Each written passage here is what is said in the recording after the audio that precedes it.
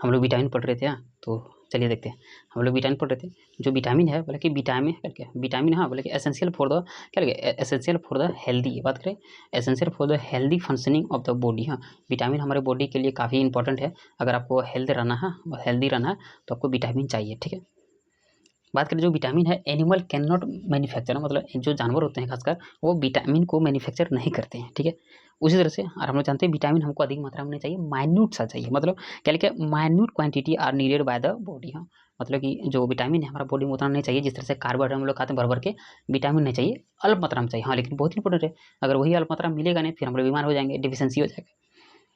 उसी तरह से विटामिन को हम लोग दो तरह से बांट कर पढ़ते हैं। एक होता है सोल्युबल इन वाटर, दूसरा होता है सोल्युबल इन फैट्स।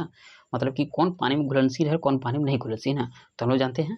तो बी और सी क्या है, पानी में घुलनशील है, बाकी ए डी ई क्या, ये पानी में घुलनशील, मतलब ये फैट्स में घुलनशील है। मतलब बी और सी वाटर में और फैट्स में घुलनशील क्या है, ए डी ई क्या, इसको कीड़ा के नाम से पढ़ते हैं, के ई डी, इधर से पढ़िएगा, कीड़ा फैट्स में घुलनशील है। अब पढ़ते हैं मिनरल्स में। हाँ, ये 6 क्लास का है, बाकी वो जो होता है ना ये, क्योंकि फिर हम लोग पढ़ेंगे कि एक विटामिन के बारे आगे जाके। मिनरल्स, मिनरल्स क्या होता है बोले कि क्या लिखे, हाँ हम लोग मिनरल्स पढ़ेंगे। तो मिनरल्स, हाँ बोले कि देखो नीड, हाँ बोले कि नीड स्मॉल क्वांटिटी, बोले कि नीड स्मॉल क्वांटिटी क्या लिखा, ग्रोथ एंड क्या लिखा, growth and functioning of the body. हाँ, मतलब कि हम लोग को मिनरल भी कम मात्रा में चाहिए, हाँ ग्रोथ होने के लिए, ठीक है।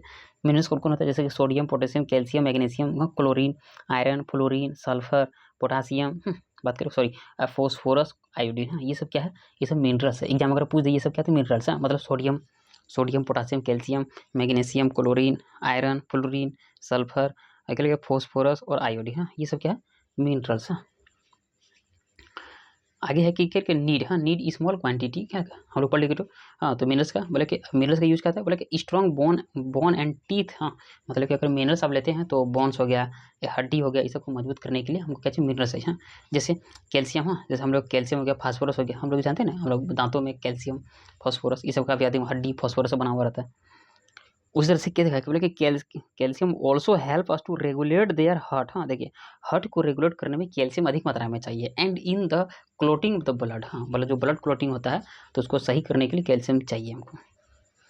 देखिए कॉमन सॉल्ट की बात करेंगे, मैं थोड़ा नीचे ही रखता हूँ इसको। हाँ, कॉमन सॉल्ट, हाँ तो कॉमन सॉल्ट में क्या होता है, common salt contain sodium and chlorine. हाँ, तो हम लोग जो नमक यूज करते हैं उसमें सोडियम और क्लोरीन अधिक मात्रा में दिखेगा, ठीक है। उस तरह से कैल्शियम लेंगे तो बोले कि कैल्शियम कहाँ मिलेगा आपको, देखो मिल्क एंड मिल्क प्रोडक्ट। हाँ, अगर कैल्शियम आपको चाहिए तो दूध को खाइए, आपको मिलेगा कैल्शियम, ठीक है। फिर आपको मिलेगा ग्रीन वेजिटेबल्स। हाँ, आप ग्रीन वेजिटेबल लीजिए, आप पी ले सकते हैं, बीन्स ले सकते हैं, इस समय आपको क्या मिलेगा, कैल्शियम मिलेगा।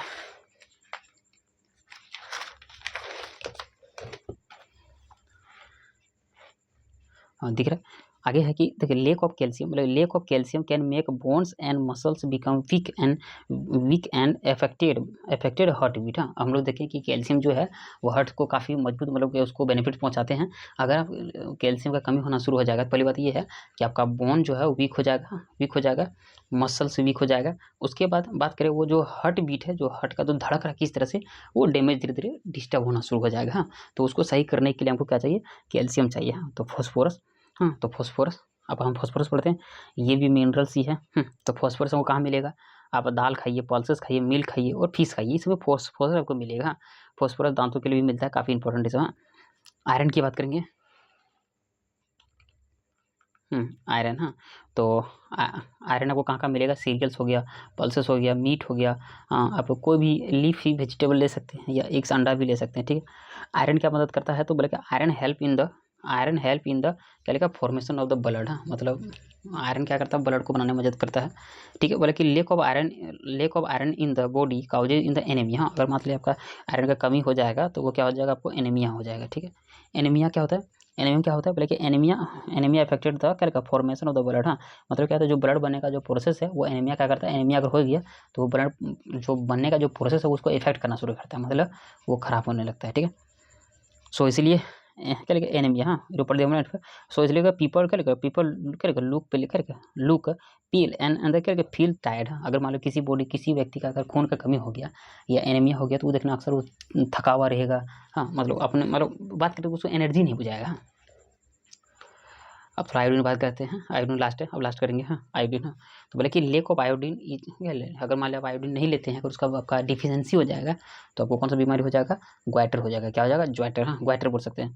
हाँ, और इससे क्या होगा, बोला कि gland in the throat swell of, हाँ, मतलब कि गला में जो ग्वाइटर होता है ये आयोडीन कमी कारण होता है, और ये धीरे धीरे क्या होगा, फूल के बड़ा हो जाएगा। हाँ, तो ये था पूरा एनसीईआरटी का, एनसीईआरटी 6 का। बात करें एनसीईआरटी 6 का जो फूड चैप्टर था, हम लोगों ने उसको काफ़ी डिटेल के साथ, हाँ, काफ़ी 2-3 लेक्चर्स के साथ हम लोग कवर किए। मिलते हैं फिर नेक्स्ट पार्ट के लिए। हाँ, फिर हम लोग 7 खत्म करेंगे, फिर 8 खत्म करेंगे। टाइम लगेगा क्योंकि देखिए बहुत ही स्टडी करना पड़ता है, बहुत मतलब इसके पीछे पढ़ना पड़ता है ना, तब फिर अब आपको लग गया होगा। आप एनसीईआरटी खुद पढ़िए और अब ये को कंपेयर किए, देखिए कितना मटेरियल इसके अंदर डाला गया है। हाँ, तो अब ये मत बोलिएगा कि सर एनसीईआरटी है इसके अंदर तो कुछ नहीं है उसमें। एनसीईआरटी में जनरली कुछ नहीं उतना खास दिया हुआ है, लेकिन बहुत चीज़ है जानने के लिए जो हम लोग जाने। हाँ, मिलते हैं नेक्स्ट पार्ट में।